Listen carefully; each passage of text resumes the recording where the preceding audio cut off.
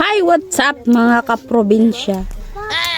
Andito na naman tayo sa ating buhay isla. Ayan, nagluto kami ng tinulang. Ay, tinula ba? Ginula yung manok. Manok na may papaya. Oy, sinong nakakaalam nito?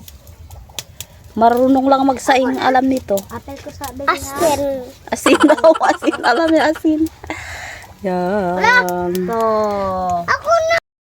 Wala nga pala ako guys video na paghiwa ng manok, gulay, ricado at saka pagisa.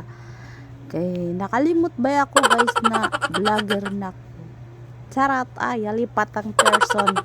Nakalimutan niya na vlogger na pala ang tao na to. Dito na kami nagluluto at kumakain kasi sila mama dito na yan sila natutulog. Minsan na lang sila umuwi doon sa bahay pero kami doon pa rin kami natutulog. Nakakapagod din na uuwi pa sila para lang kumain doon. Tapos minsan, biglang uulan. O paano kung doon pa sila sa bahay, di basa lahat ng binibilad nilang isda. Ay, durong kalugyang negosyo. So, ganyan ang aming view guys. At kakain na kami at hindi ko na ipapakita ang pagkain namin kay baka maingit-ingit pa kayo dyan. Charon, sarap-sarap.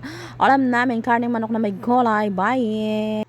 Hasta sa Madason na voice over mga kaprobinsya. Bye! Ingat!